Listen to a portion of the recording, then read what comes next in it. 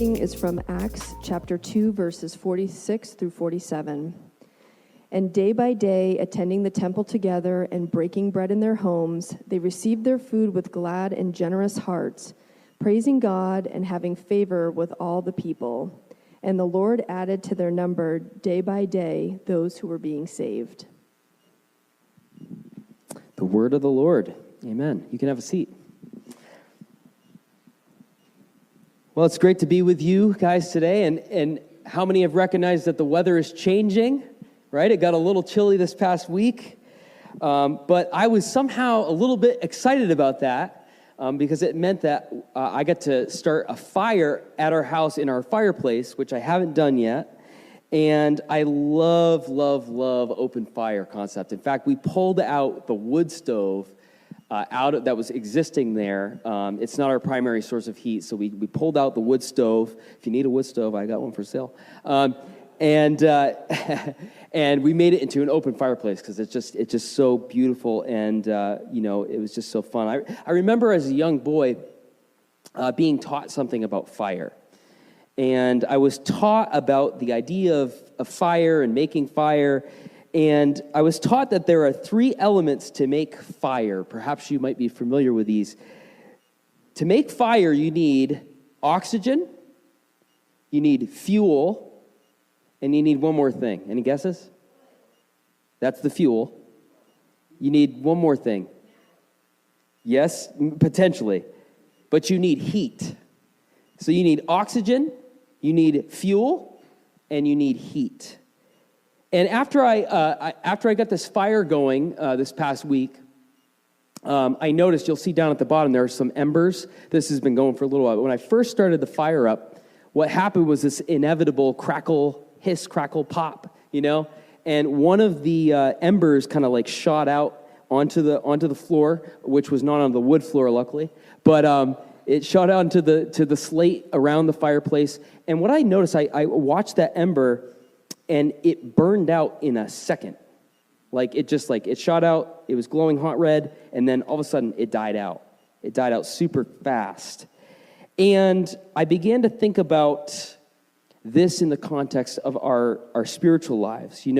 I began to realize that without the gathering of the coals, without the coals being together, we can lose heat. If we're just on our own, if we're just a coal on our own, burning hot, will go out very quickly, because part of what fire needs is heat, and how heat gathers is by being together. The heat is compacted, the coals are together, and that's exactly what the Jesus community is supposed to be. Just as a single coal cannot get very hot on its own, neither does an individual follower of Jesus. We get heat from each other. And we give heat to each other. And this is why we talk over and over about the importance of practicing the way of Jesus together. We believe that it is essential for Christians to live out the way of Jesus together in community.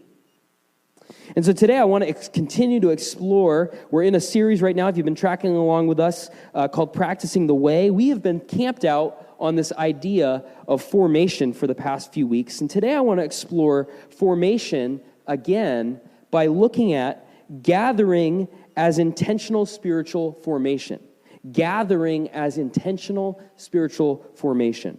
Last week we talked a lot about formation in terms of intentionality. What do we need to do now that Jesus has put us on this path to following him? What are the practices, what are the things that we can do to actually intentionally live into the way of Jesus? And what we found is one of the highest ways that we can live into the way of Jesus is by making sure that we spend time in his word as a rhythm, as a habit, as a practice. Hopefully, you've been able to do a little bit of that this week. Today, I want to look at the gathering of the church in terms of how it is used in our intentional formation. Here's the big idea for today. Spiritual formation is not a solo journey. Perhaps when you've heard me talk about this in the past few weeks, you might have thought very individualistic, very kind of like specific to me. But I want to share today another angle about spiritual formation that comes out of the community gathered. And so spiritual formation is not a solo journey. It requires the support, the accountability, and the encouragement of the faith community. And just as the early church grew in their faith together, we too are shaped by the people that we walk with. If you've been tracking along, you know that we've spent a few weeks camped out on this idea. And the guiding definition of this phrase, spiritual formation, that we've been using comes from professor and author Robert Mulholland, who said, spiritual formation is the process of being formed in the image of Jesus for the sake of others. I love that way of describing it, and especially the last part, because sometimes we think about formation only in how do I grow? How do I become more of a follower of Jesus? How do I begin to look more like him? Today we're going to look at how do we become formed through the community of Jesus' people. The reality is that we are formed into the image of Jesus in part by the community of Jesus. We are formed into the image of Jesus by the community of Jesus. In his section on community in his book, Practicing the Way, John Mark Comer says, you can't follow Jesus alone, not, shouldn't, can't. I was really struck by that as I read this week. And so what I've come to see over the years and believe is that I actually now think it is next to impossible to live the Christian life without a locally identified community of believers simply because, and really only because, this is the way that Jesus has designed it to work. I think Jesus has a lot to say about his church and the design by which you and I find ourselves to be able to grow in the ways that Jesus calls us to. Some of you might be familiar with this, but we often point out the fact here that there are 59, count them up, 59 one another commands. These are the one another passages in the New Testament. And the majority of these commands can only be obeyed in the context of an identifiable community of faith. In other words, we actually can't fully be obedient to Jesus without, in the way that Jesus asks us to, without having a local church in which these one another commands find themselves lived out. And more than half of those commands are specifically identifying a local community, a local church body that is flesh and blood and identifiable. And so, biblically speaking, there's no intentional spiritual formation apart from the local faith community. This is how God has designed it to be. In our text today from Acts chapter 2, verse 46 to 47, we see that the early church established a rhythm, a practice of gathering regularly, both in the temple and in homes. I love this picture. I love Acts chapter 2 because it just gives us a glimpse behind the curtain of what's going on in the earliest gathering of the community of faith. And what it shows us is that they gather regularly. And they gathered in the temple, and then they gathered weekly in their homes. Now, let me suggest that this was not just a routine for them, but this became a sacred rhythm, treated as essential for their spiritual growth.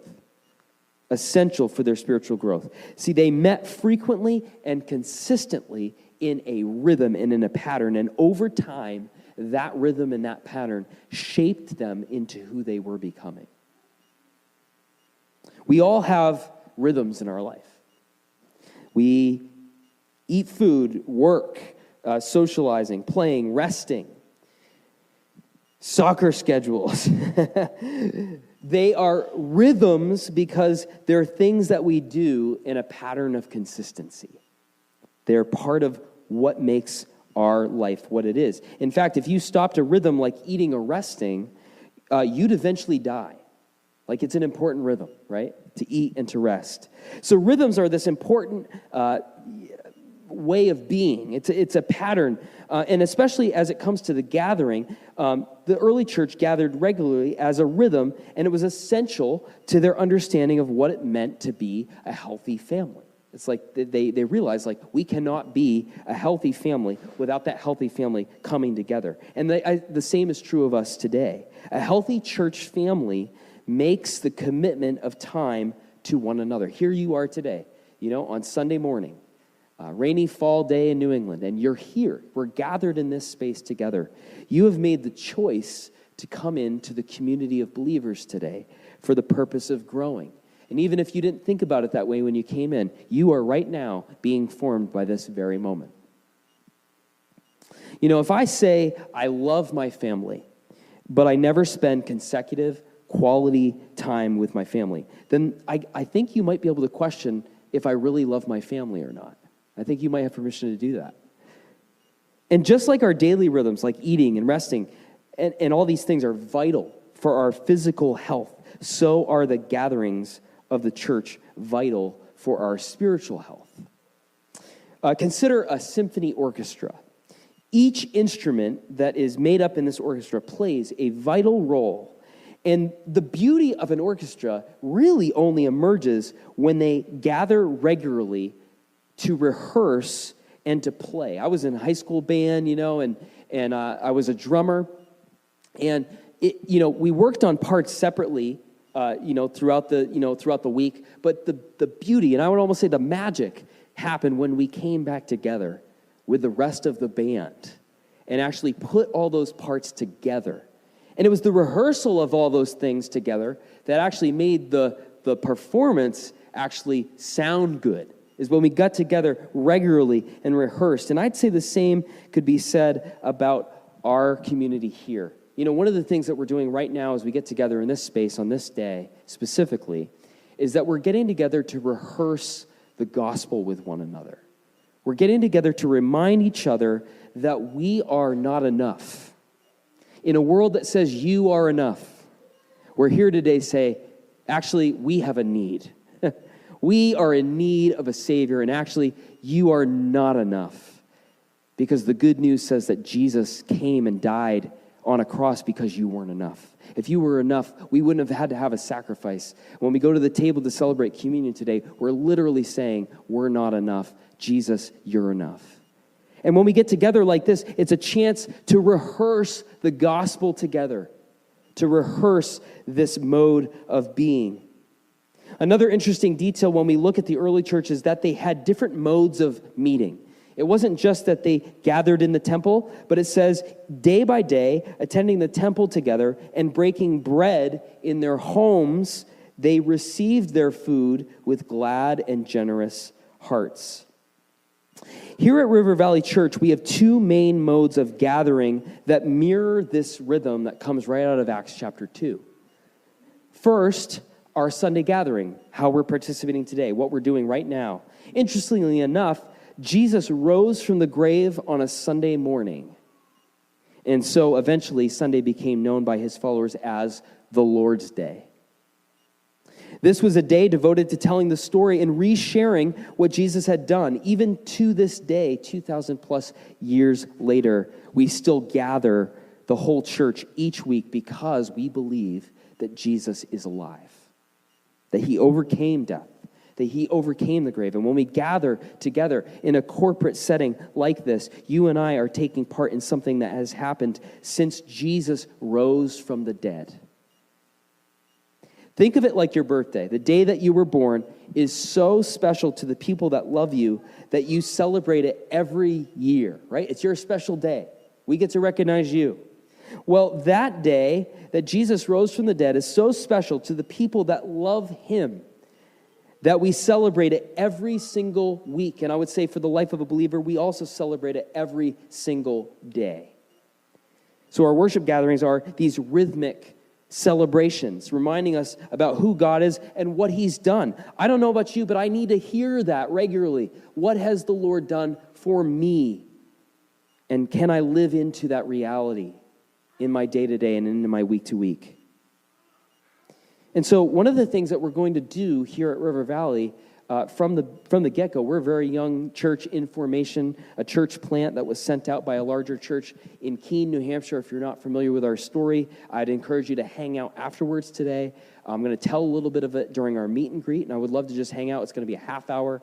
It's a chance for you to meet some other people who are new, maybe ask some questions if you have them, and just hear a little bit of the story. It's an incredible story about how God has brought this together. But as a church in formation, as a new church that is in formation, we are going to, from the get-go, prioritize this gathering, Sundays. Our Sunday gathering, our corporate worship gathering with a larger church, meant to bring us together for worship, prayer, the preaching of God's word, communion, which we celebrate every Sunday, community, and kids ministry, and on, prayer. There's so many things that happen in this gathering that are so important to the life of a Christian, but it's not all there is to the life of a Christian, and it's not the only gathering that matters when it comes to the church. The other way that we want to gather are in smaller groups that we call life groups. Life groups are groups of people that are 10 to 12 people that meet throughout the week mostly, that gather together for the purpose of growing in their relationship with God and growing in their relationship with others and figuring out how to get on God's mission together. It's really focused on the one another's. And so we are in this process right now of forming groups. We have a few groups, one getting started even next month. And some of you are sort of in a waiting period right now. And I promise you there's going to be openings that are coming up for you to jump into this important rhythm of gathering for us. But as we form these groups are going to become the avenues for us to live out the way of Jesus together. And so more about those types of groups as we go here. But for now, we recognize that each mode of the gathered church is different, yet each serves a distinct purpose in our spiritual formation. There are things that happen here that cannot happen in the small gathered group, our life groups, but they're just as important. Sometimes we talk about the illustration of a pedal bike. Right? And for us, the modes of gathering are, the larger group and the smaller group. And so we believe that, like, if it's two pedals on a bike, you have to have both to kind of stay upright. They both do two different things. But let me talk for a minute about the threat to our gatherings, because there is one. There are many, actually. There are threats to the gathering of God's people. Especially in today's fast-paced world, there are many things that can come in the way of our commitment to the gathering. And there are many factors that work against your rhythm of gathering and ultimately, at the end of the day, your formation, which is what we're talking about. But I'd like to highlight just a few for now. Here are a couple threats to our gathering as we navigate our current world. Threat number one, we can undervalue our gathering. We can give it less precedence than it actually deserves. The Barna Group, how many are familiar with the Barna Research Group? You've ever heard that name before? All right, not many. There's a few groups out there that do like statistical studies on the church, and Barna is a research organization that puts out a report every year called the State of the Church. The State of the Church, and it covers a vast majority of different things that make up what the church does and is. Here's what they found just a few short years ago. They said most Americans self-identify as Christians. That's most Americans identifying as Christians. Almost 3/4, or 73% of our nation. Not only do most Americans identify as Christian, but a similar percentage of 73% also agree that religious faith is very important to their life. However, when you look at the practice of these 73%, as you dig a little deeper into that statistic, you begin to notice a discernible change, I would say. For a number of reasons, Barna would say that attending church gatherings are a good indicator of a faith practice that is alive and vibrant. And it should be a variable when it comes to the idea of one's faith. Interestingly, and not surprisingly, when this variable gets added to the mix, this idea of attending the regular gathering, the majority quickly becomes the minority. After applying a triangulation of what they call affiliation, self-identification, and practice, the number drops to around 1 in 3 U.S. adults, or 31%, who fall under this category or this classification. Barna researchers argue this represents a more accurate picture of Christian faith in America, one that reflects the reality of a secularizing nation. I think here in New England, that's very, very true. You know, you look around, and I think the statistics for a number of years have shown that just about 1 to 3% of the population would have a robust, real Christian faith that includes the gathering, but more than the gathering, like what it means to actually follow Jesus. I'm a little bit more in this area, a little bit more glass half empty, and I actually think that it's the 1%. Having been here now, back in New England for 13 years, doing specifically pastoral ministry here, and have been around and have seen sort of the landscape. It's dire, like when it comes to the landscape of where we live. And it's interesting as you look at that statistic and as you look at the greater church. We have a threat of undervaluing the gathered local body of Christ. It's happening all around us. Look at all the churches in maybe the towns that you live in, and just do a simple, landscape view, and just see what's going on. It's dire, there's a decline. It's you feel it, you can see it, statistics show it. David Peterson had a quote that I really liked. He said, "Vitality and meaning will not be restored to the Christian gathering until those who lead and those who participate can recover a biblical perspective on their meetings, seeing them in relation to God's total plan and purpose for his people." What is a biblical perspective on the gathered church? I think one of the most clear passages that we have on this is from Hebrews chapter 10, verse 24 through 25, which says, "And let us consider how to stir one another to love and good works, not neglecting to meet together, as is the habit of some, but encouraging one another, and all the more as you see the day drawing near." Our family, we're not necessarily green thumbs, but a couple summers ago, we tried our hand at planting a garden. And let me just tell you, it did not go well. We did all the things in preparation. We bought the seeds, and we turned over the soil, and we planted rows.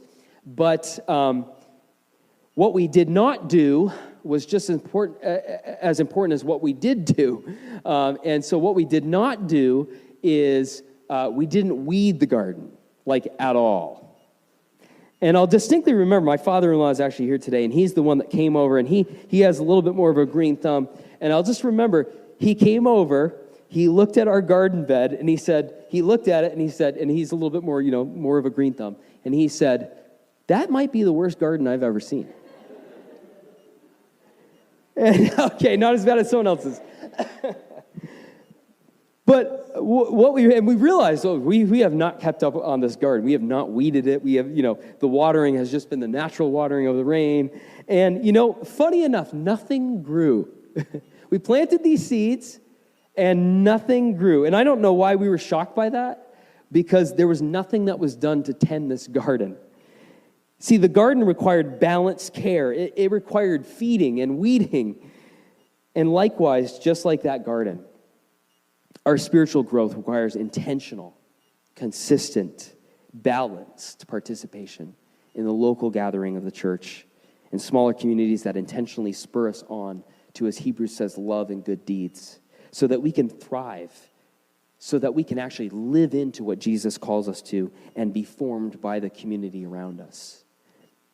A great diagnostic question to ask yourself when it comes to the idea of undervaluing the gathering is this question: do I break rhythm more than I make rhythm?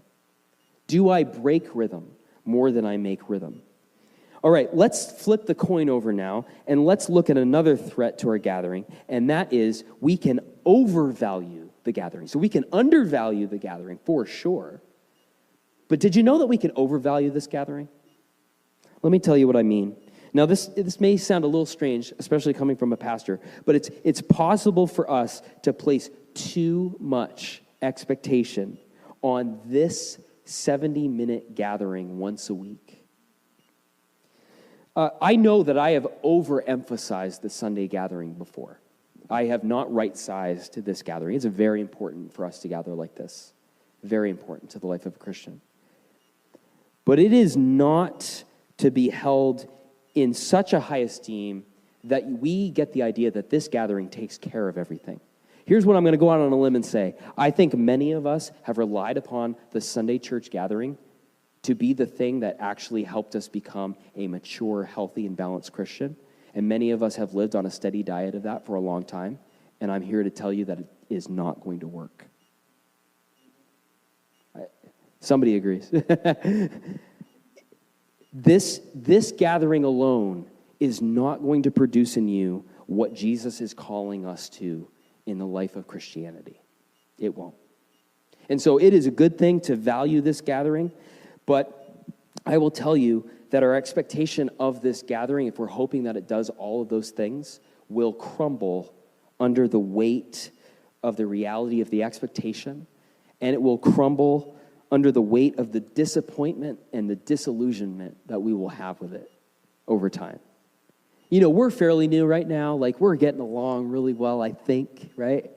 You guys still like me. But over time and over trial and tribulation and literally over suffering is where the church finds itself in growth periods. Historically, if you look at the church, persecution is what actually made the church grow by leaps and bounds. We can overvalue the Sunday gathering way too highly. Here are some symptoms of that. Disappointed that sometimes Sundays don't feel like fireworks. I'm guilty. I expect that today will give me the high that I need for the rest of my week. It's like filling up the tank. We can get disappointed with how quickly the glow that we feel when we're here fades as soon as we leave this place. Maybe you're relationally disappointed and you have a growing list, maybe not yet, but maybe you will, a growing list of people that you avoid and you don't want to talk to. Sounds like the church to me. You frequently recall a previous church experience that you had and then compare it to the current situation that you're in. You long for deep relationship where you can be fully known, but you sabotage that same longing by keeping people at arm's length. Nobody knows what happens behind closed doors in your life because you haven't opened that door for them to know. Does any of that sound familiar? It does to me. And so it's possible that we are overvaluing the gathering if we find ourselves in that place today. And so let me just say that the gathering is essential, specifically the Sunday gathering. It's essential, but it is not sufficient. It is essential, but it is not sufficient. Why? Because you and I are made in the image of a relational God who goes with us when we leave this place, when we leave this building. And we have a relational need that cannot possibly be met by 70 minutes on a Sunday morning church experience. But let me say this, you will never find the relational depth that you need and all that your soul requires and all that's been hardwired into you by being here on Sundays alone. It's going to be more than that. And so we're actually in a world that is telling you to do less. We're going to call you to do more. Unashamedly, because we realize that the way that we get formed into the way of Jesus supersedes a Sunday morning. It's going to take more than that. We need to be in proximity with each other regularly to be able to have that experience. Henry Nouwen said this, the church will never cease to get in the way of Jesus. Isn't that the truth? We are a mess. We will make Jesus not look good all over the place. But he said the church will never cease to be the way of Jesus. So the church will never cease to get in the way of Jesus, but the church will never cease to be the way of Jesus. This is the community that God has planned for from the foundations of the earth. You are his plan A in a world that is lost. It's amazing. I look around, I'm like, really? Is this, you want us? Like, yes, he has chosen you and me. And he's chosen you and me in this particular moment and in this time and in this place for such a time as this. I hope you believe that today. And just think, if you hadn't come into here today, maybe would you have been encouraged in that way to believe that God has called you to be his ambassadors in a world that does not know him, that we get to do this together on a journey, in community, and in the process, you and I are being shaped into a different type of person. We are being formed into a different type of person, even now. Gathering is not about fulfilling an obligation. I think you might have remembered that I talked about that in my story. Very much rules and regulations. Checking the box. We did the Sunday thing. You know, we wore the right clothes. We said the right things. We got there on time. We were there on Sunday morning, Sunday evening, Wednesday evening. Anytime the doors were open, there was a box being checked in my mind. Gathering with the church is not about fulfilling an obligation of law, but embracing a rhythm of spiritual formation that aligns us closer with God's purposes. My hope and my prayer is that we begin to see, maybe if you grew up in that same way, that sort of law or legalism begin to fall away because you're falling more in love with Jesus and you only just want to be with him and his people more. I was at a conference this past week on Friday. It was all about the subject of spiritual formation. And one of the things that one of the speakers said when it came to this idea of formation, he was trying to figure out how do we say these things in a way that the world might understand or people that are newer to the faith might understand it. He said, this is how he put it, I really loved it. He said, there's another way to live. There's another way to live. We have the opportunity to live differently. So let's gather. Let's get together regularly, consistently, over time, and in a pattern. Not as legalism, not as law, not as consumers. If you're in a church plant, it's almost nearly impossible to be a consumer Christian because there's work to be done, and there's plows to be put hands on. There's a lot for us to do together. It's not a place that you can just sort of hide. You sort of will be called to more by de facto. So let's gather not as consumers, not as critics, but as a broken and hopeful people. Let us continue to come together not as mere attendees, like this is the Sunday thing, that we checked the box off and we did the thing, but as individuals, you and me, the family of God, who are committed to being part of a transformative spiritual family that is on Jesus' mission to reach those in our community that do not know him and are far from him. And in this family, and over time, you and I will be formed into greater Christ-likeness.